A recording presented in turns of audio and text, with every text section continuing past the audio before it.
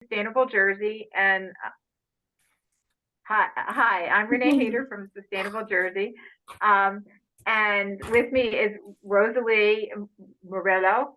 Did I pronounce that right, Rosalie? Murillo. And Andrea Drews from Rider University. And the purpose of today is just to kind of recap uh, what the submission process is and what the components of the submission are, and then answer any questions that you or your students have that we can to assist you in kind of getting through the finish line and getting your videos done and your submissions in. So I'm going to turn it over to Andrea first to kind of give some background information and tips on good submissions. Sure. Yep. So, for the climate challenge, really our objectives for the students were first and foremost to really complete a specific project or have some sort of tangible outcome related to a cause or an impact of climate change. So really, first and foremost, do something about climate change, take action. In the submission, we really want to make sure that students are focusing in the video and in their explanations on the connection between what they did and the issue of climate change. And then really in the video, one of the biggest kind of objectives that we have for students is to tell a story. Like we were just hearing from Janine, I think, was telling about how her students had seen, textbooks being thrown out and they didn't like that. And so, taking action to avoid further textbooks going straight into the landfill, finding appropriate ways to recycle them, so kind of telling the story about like, oh my goodness, or what challenges were experienced, or the inspiration behind the action project, etc.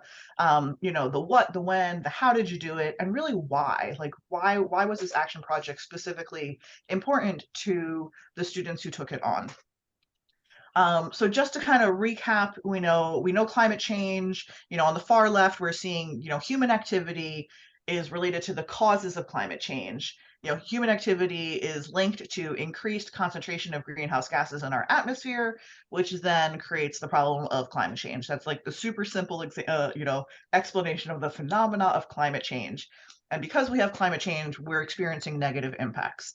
So we're hoping that student projects kind of focus in on either end of this diagram. So on the far left, if we're focusing on ways that we can reduce the causes, reduce the human activity that leads to climate change, that would be called a mitigation project. The alternative is we look at how can we experience less negative impacts, and then that would be an adaptation project. So we really want students to be focusing in on either reducing the causes or lessening the negative impacts. We don't want projects that are just an explanation of an explanation about climate change. Like this isn't like a informational presentation. We want the actual action project to have taken place, and for the students to tell us about what they did, how it's related to climate change, but then how their action is either working to decrease those causes of climate change or decrease the negative impacts. There's so many different types of projects that can be done. I'm guessing probably by this stage of the game, the projects have kind of been honed in on, but just as some examples, if you're focusing in, for example, the human activity or the cause of climate change related to how we use fossil fuel use for transportation. Well, some mitigation strategy projects that could be done that have that very strong link to climate change is, having an anti-idling campaign, or having a campaign where schools or the lunchroom, or putting a petition forward to the school board to have more eat or buy local campaigns. If you wanted to focus on the human activity of deforestation as a cause of climate change, you could work on a mitigation action project related to increasing recycled paper use in your school district or at your school, looking at projects that are going to plant native plant species or trees, or so on and so forth. So there's lots of different ideas that we can do for projects either on the mitigation side, the human activity side, or the climate change impact side, the adaptation strategy. So similarly, if you have, let's say, a school garden that you experience droughts very frequently, or your school garden is negatively impacted by some of the heat waves that we have over the summer, for example, an action project related to increasing water conservation efforts at your school or installing rain barrels have that very strong link to a climate change impact of drought or heat waves and what you're doing to kind of take action against that climate change impact. So we really want to see projects that have that strong connection to climate change, either on the front end or on the back end. Any questions about projects before I kind of move on? I do have a quick question. Sure. So the way that I read the paperwork, and this I think has been some of the challenge with keeping kids in, and I'm not saying it's wrong. But the way I read the paperwork is this really is student driven, right? So if we happen to have, you know, like, so for instance, we just got an aquaponics system, and that does a lot of, you know, when we have food that we are able to generate that way, that has a lot of positive impacts. However, that was something that I chose and I purchased, and the kids are engaging with it and they're learning from it. To me, that was not something that met this project. I mean, or go ahead, Renee. I saw you were getting ready to. No, I was going to say, I think if they're using the aquaponics to advance something, so say they're putting extra effort in to grow food for, you know, for people, because, you know, local food to use in the cafeteria instead of them purchasing or something like that. Like if they're using the system to, like, go beyond the classroom and have an impact in the school, and they're kind of leading the effort to do that, you know, getting the, you know, working with the cafeteria staff to take the, you know, take the food or distribute, you know, developing a distribution, you know, program or something like that. Yeah, they could do it. But if it's just, hey, we're learning about aquaponics in our classroom, then no. Do you agree with that, Andrea? Absolutely. Yeah. So that's what exactly what I was going to say. If they're, you know, so yes, even though you made the decision and you made the purchase, if they're taking action to help support it and extend it beyond just learning about in the classroom, then I would think that that counts as an action project. Okay. Okay. Thank you. And thanks for that, you know, you're sharing your interpretation, because maybe we can make that language a little clearer moving forward. Thanks. Any other questions?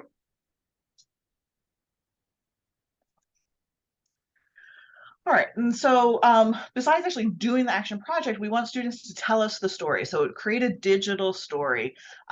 When we share these slides kind of and post them on the Sustainable Jersey for Schools website, these links will be active for you. But you know, digital storytelling, what do we mean? We don't just mean like a presentation video that like wah first we did this, then we did, you know, we want there actually to be that kind of like storytelling component. So help the viewer connect on that emotional level. Like, man, that's a really inspirational story to hear, you know, hear the students recount. And Janine, I'll just keep using your example since we talked about it already, like just the horror or like the like frustration that students felt seeing something that could have been reused. Instead of being reused, they saw it thrown away, and feeling that negative like emotion and that disconnect, and being able to talk about that, why that circumstance or why that scenario really prompted them to take action to move forward so that it doesn't happen again. So kind of telling that, communicating that perspective and the perceptions that they felt about the scenario and how they took action via kind of collaborative efforts. You can certainly, you know, I taught middle school for a while, and I know we have some storytellers out there, absolutely, in our middle school and high schools that really kind of want to jump in and be a character in a story and kind of be factual and be informational, but do it in a way that is engaging and kind of creative and helps keep our attention, because the videos are very short. I always say 3 to 5, and Renee's already no, keep it 3. So we're trying to keep it on the shorter length. But we really want to hear a lot about the inspiration and kind of the interest in this project and what you did and why you did it, and then but also make those strong connections to climate change. So in this slide, there'll be these links. There's a digital storytelling guide. I think it was 2 years ago now, we had a whole webinar on how you can really work to craft a digital story, which I love. One of the videos in that webinar, and I think it's linked directly on our website as well, kind of what are some of the steps we can take to create a story that is engaging from an environmental videographer kind of shared with us his kind of insight. And then also, of course, viewing some of the videos from last year's New Jersey Student Climate Challenge, so some of the winners. And so you can kind of see how there were storytelling elements incorporated into these videos. So they're still telling us about the action projects that were undertaken, but are doing it in a way that is, creative and engaging for the audience as well. I just wanted to add on, I think it's also very important to take that time to plan it, right? As opposed to just sending your students off and saying, hey, just film some things, to have some time to plan what they're trying to accomplish in their video, like what's their story and how they're going to accomplish processing that story. And to even just do kind of like a script by script, shot list, right? They and video production, they ask students to do shot lists. Like, this is what the shot's going to look like, what's going to be in the shot, and what's going to be said, and basically how does that fit into the story? Because when students are planning it, then they're going to be more intentional on how to craft their story correctly. And it also provides a great opportunity to kind of have those cross-curricular connections. If you have, a digital media class or a TV production class, or, even the teacher at the middle school or the high school can help your students kind of think this through. Great opportunities for additional collaboration as well. Or if there is a TV production class and those students can provide insight to the teacher, to the students who are doing the project, awesome. We love that collaboration. Oh, so there additional resources and suggestions in the teacher guide, which is available online. And then even more examples, if you really want to go all the way to some of the nitty gritty kind of additional examples beyond our project, this this idea of climate storytelling, it really has kind of taken off in the broader climate change education community. So there's lots of folks out there who are doing similar videos. And so there's lots of great instructional resources out there as well. If you need support beyond what we've shared, these are the places we would recommend. And then as students are, and Renee, I've lost track of what slide I'm on, so please just stop me when I'm done. Yeah, that's fine. Okay. So as students are, as Rosalie was kind of talking about, thinking about the shots, thinking about the story that we want to tell during this video, students should be reflecting and sharing why is the climate crisis an important issue to them, thinking about how it's affecting them, how it's affecting their community. And then, well, what are we doing about it? What steps were needed? What steps did they kind of follow through on? What challenges did they experience? We know things don't always go to plan. All of a sudden there's an unexpected budget item, or the Board of Education meeting that your students were planning to present at get canceled or goes remote or whatever. There's lots of challenges that can be experienced and shared as part of the process. And then thinking about, well, what accomplishments did they achieve? And what are we going to do? Kind of how will those actions help to combat climate change? So again, kind of thinking on the inspiration on the forefront, but then also, how is this actually linked to climate change? So kind of 6 key ideas really to be incorporated either in the video, hopefully in the video, but then also definitely in some of the materials, which we'll be talking about, the written materials that kind of go along with it, just that act as a supplement to the video itself. A little bit more on the specifics on the video requirements. We ask that you save the files in one of those 3 file types. Please don't include copyrighted music. We won't be able to show them in the future because it's copyrighted. Free music is available at this website. And there are a number of great kind of easy ways to make a video and things to keep in mind, right? We typically want to see, we're not looking for TikToks, we're looking for like videos, right? So try to think more landscape, horizontal, as opposed to vertical or portrait. You could use an online meeting format, you use Zoom, something like this, and record the meeting and kind of share out from different ways, from different perspectives in the, faux meeting. And then of course, creating PowerPoint presentation with narration, exported as a video.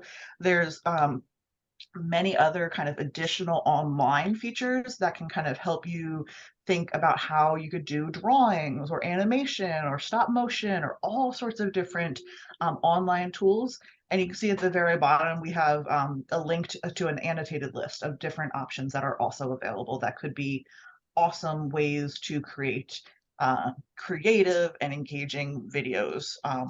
And then finally, just some free editing software out there, just so that you're aware. Some of these different ones that we recommend and that folks have found to be useful for the process. I was also going to just touch on that. Well, TikTok also does have really good free video editing. I know we're like kind of like unsure about TikTok, but right now, like the way TikTok has evolved, a lot of the students are comfortable with the editing process of TikTok.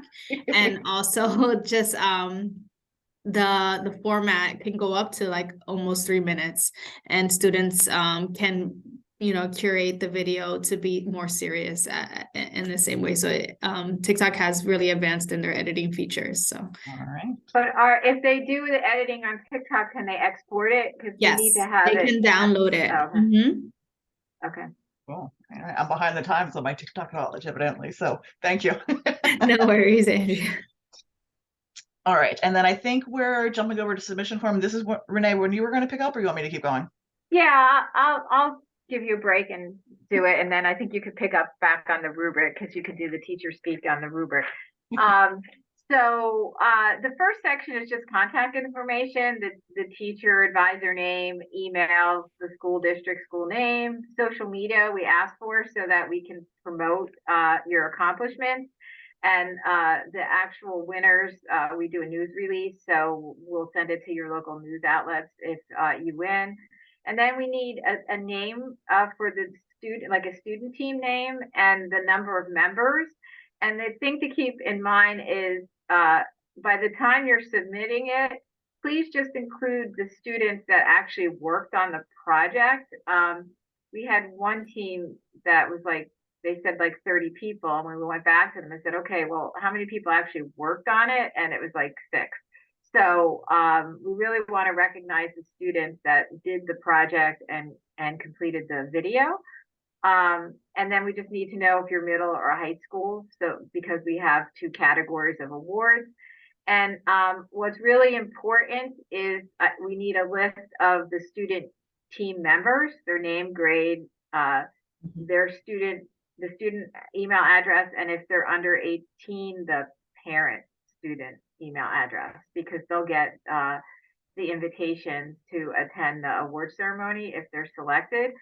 And there is a team roster template. It's just like an Excel file, but any file that just lists all this information in one place would be helpful. And again, just keeping it to the students that actually worked on the project. And they don't necessarily have to be the ones that are in the video. Like if you had one student that was like the video director, that's fine, as long as they contributed in some capacity to the overall project. Does anybody have any questions on that? Okay, I have a Andrea, quick you can go to the question. next. Sure, great. So can you put 2 teacher club advisors?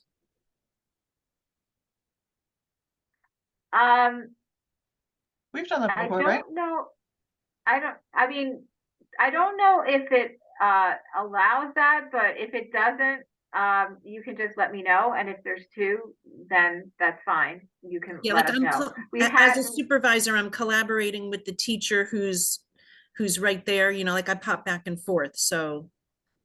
yeah. So I think yeah, you can just when you can just email us if it's not. I think it does only ask for one, but if there's two, we did have cases where it was two teachers and like both teachers were invited to the award ceremony. So we just need to know that.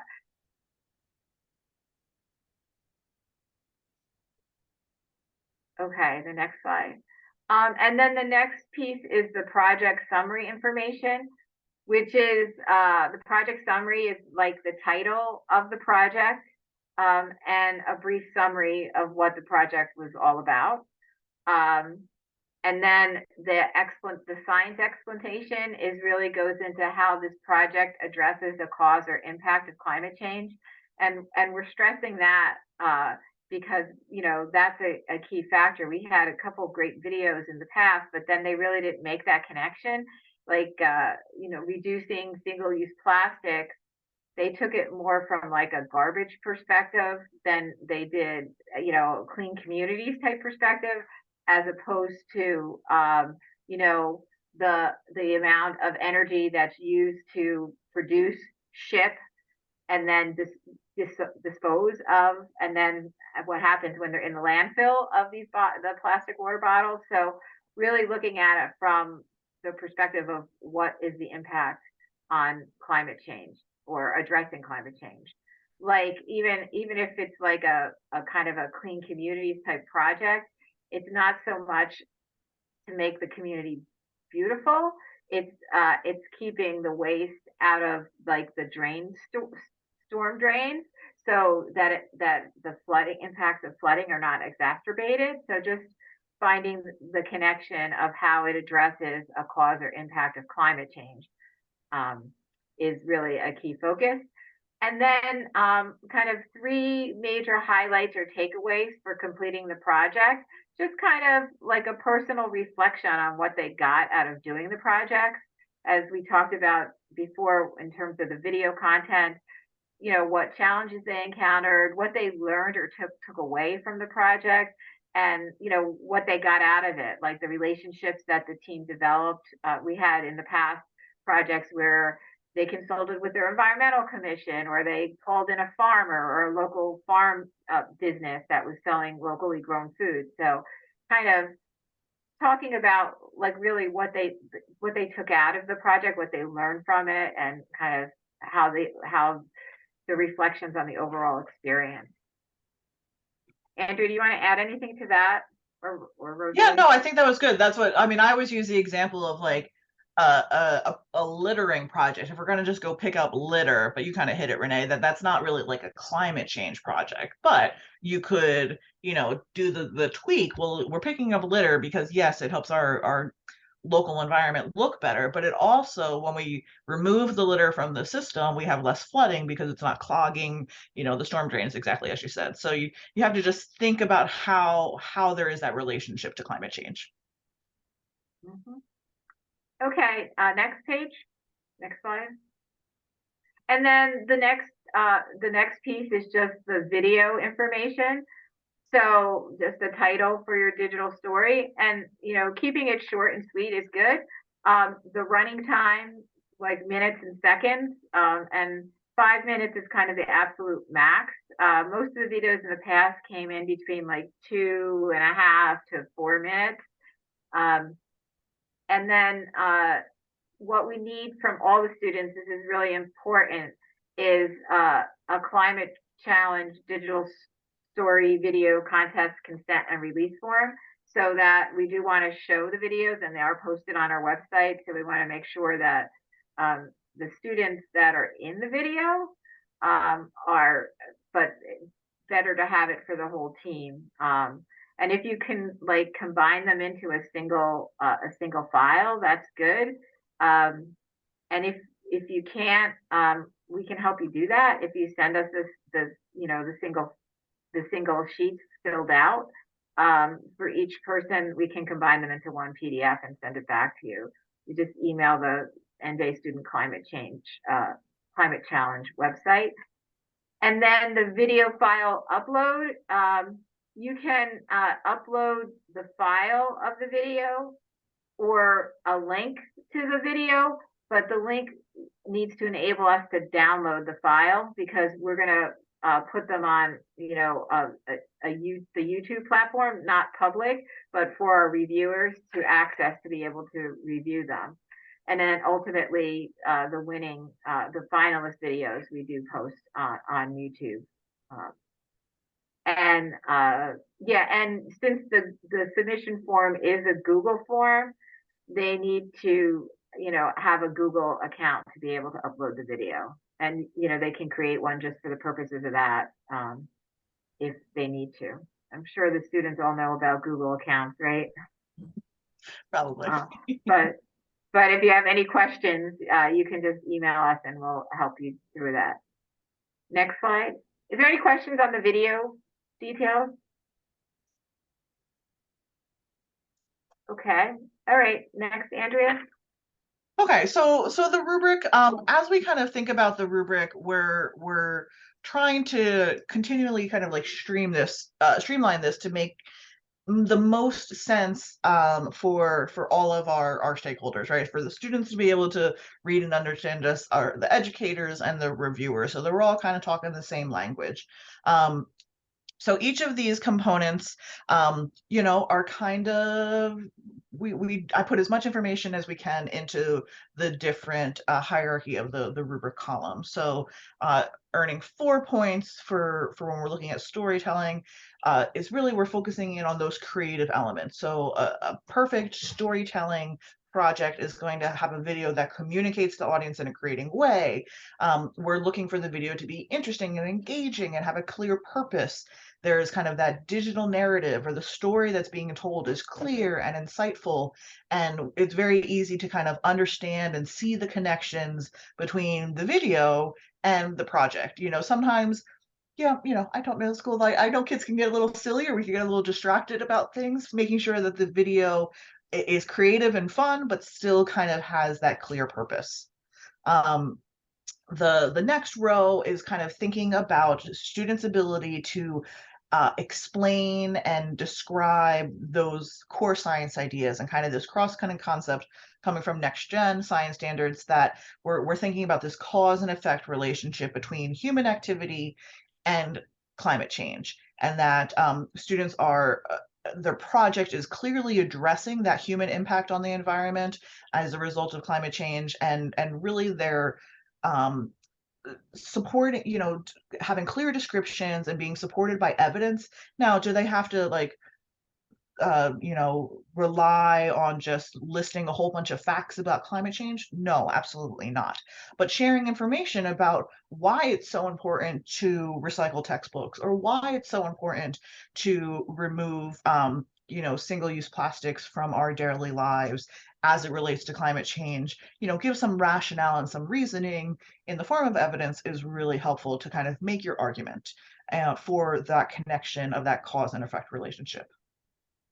And then when we're looking at the written components, so the third row is focused in that a written science explanation is really going to describe and be focused on solutions that are both innovative but yet practical, and that the students can be helping to implement. If the video or the written explanation kind of just go off on a tangent about why climate change is bad, we're going to start getting knocked down on points in certain places. And then the final row being that was written project components. Again, that the cause and effect relationship between humans and climate change, those descriptions are accurate. So we are looking for scientific accuracy. Do they have to be perfect? No. We do take into account that we have both middle school students and high school students who have differing levels, of depth of understanding of the complexity of the climate change issue, and that's totally fine. But that for the developmental appropriateness of the students, that they're accurately describing how what they did, the action project that they undertook, had that positive impact to either decrease the causes or reduce the negative impacts of climate change. And then making sure that there is that clear communication in both video form in the earlier rows and written form in that final row. And then of course, making sure that I see the connection, or we see the connection between the written components and the video, that there is a clear connection between the two. And then of course, like with any good rubric, as we go down and as, you know, we kind of tell the difference between, you know, having a bit more vague descriptions or more inaccurate information or explanations that aren't quite as concise or a bit confusing, will go down in points as those errors or as those inaccuracies or uncertainties appear. Any questions about the Yeah, and we did, please? I just want to add it, we did have last year we had like videos, we had really good written descriptions of kind of the impacts on climate change and making the connection, but then the video didn't do it. So you have to kind of do it in both locations, both in the written and then kind of putting that as part of the story, the connection with climate change. Any questions? And we do use a review team. I know I'm sure I slipped a few times and said what I'm looking for, but we do use a review team. It's not just me making decisions. And so we have a kind of a collection of folks affiliated with the project and others, you know, kind of familiar with science education and climate change education and sustainability efforts, who will be reviewing. So just to clarify that. Right. And the middle school, you know, there's finalists selected. First place, there's 3 finalists. The first round is select 3 finalists in the middle school and the high school category, and then the finalists are invited to the award ceremony on June 5th, and that's when we had kind of announced the first place, second place, and third place. So there's a sense of excitement for the people that are there because they don't know if they came in first or third place. Are there any other questions?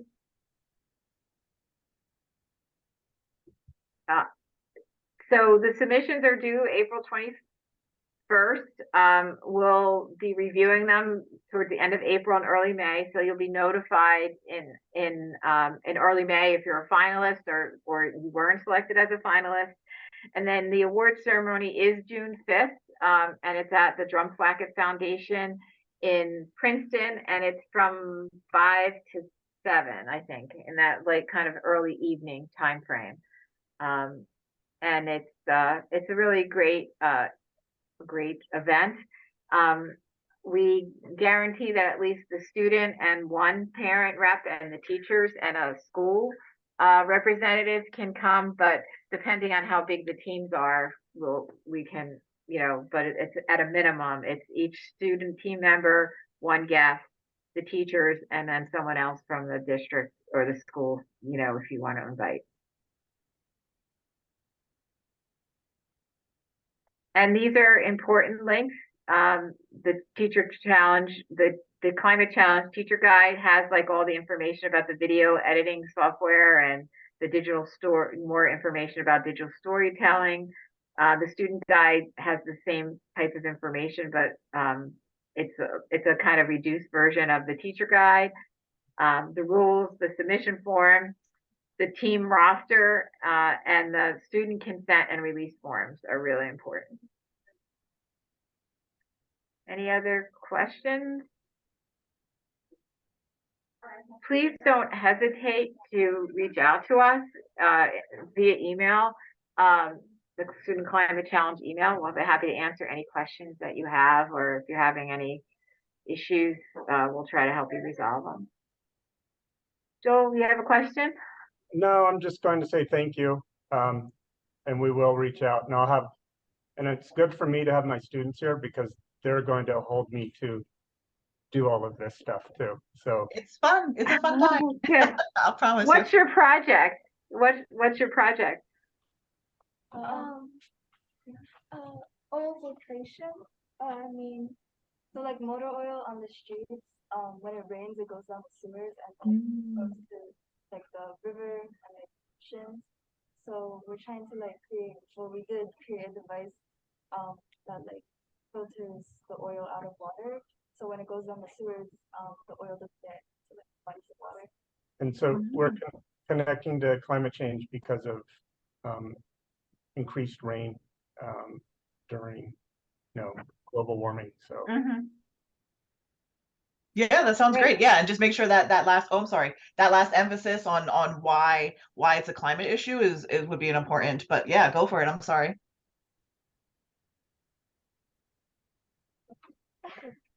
Okay. Any other questions before we wrap it up? We are going to put this recording on the website, and we'll send you a copy of the slides.